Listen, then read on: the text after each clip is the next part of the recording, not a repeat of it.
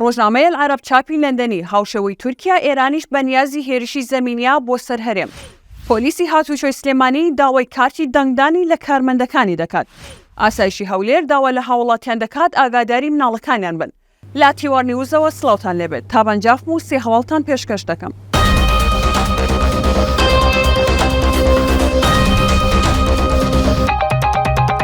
ڕۆژنامەیە العەرەب چاپی لەندەنی لە راپۆرتێکیدا ئاماژەی بەوەدا کە ئێران بەنیازە هێرش بکاتە سەر حیزبەکانی ڕۆژهەڵاتی کوردستان.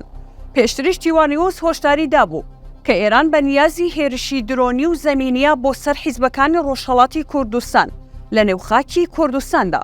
ڕۆژنامەکە ئاماژەی بەوەش کردووە هاوشێوەی دەستێوەردانە سەربازیەکانی تورکیا بۆ ناوخاکی هەرێمی کوردستان. ئێرانیش بەنیازە هەمان سیناریۆ دووبارە بکاتەوە. ئەویش دوای تەواوبوونی ئەو دوهەمین مۆڵەتەی داویەتە عێراق بۆ داماڵینی چەک لا هێزە ئۆپۆزیسیۆنەکانی ئێران و دوورخستنەوەیان لا سنوورەکانی ئێران کانۆزەی ئەم مانگەیە. بە پێی نووسراوێک کە 5/9/2023 دەرچووە لایەن بەڕێوەبەرایەتی هاتوچۆی پارێزگای سلێمانی.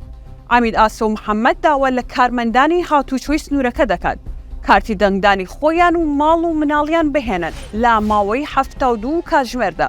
شایانی بیرهێنانەوەیە ئەم بەڕێوەبەرە لەسەر پشکی بزوتنەوەی گۆڕان لە حکوومەتی نێوخۆی سلێمانی بە وکالەت و تازە دەست بەکار بووە.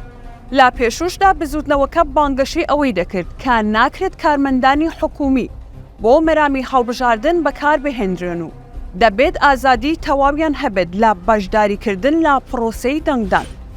ئاسایشی هەولێر ڕایگەیاند هەروەک دەزانن تۆڕە کۆمەڵایەتیەکان لەمڕۆدا بوونەتە بەشێک لە ژیان و پەیوەندیەکانی ڕۆژانەی خەڵک.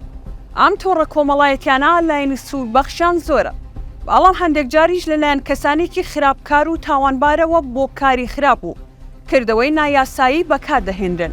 داوا لە هەموو هاوڵاتیانی خۆشەویست دەکەین لا بەکارهێنانی تۆڕە کۆمەڵایەتیەکاندا متمانە بە هەموو جۆرە خەڵکێک نەکەن و نهێنیەکانی خۆیان و وێنە و وردەکاری ژیانی تایبەتی خۆیان با خەڵکانێک نەدەن کە نایان ناسن.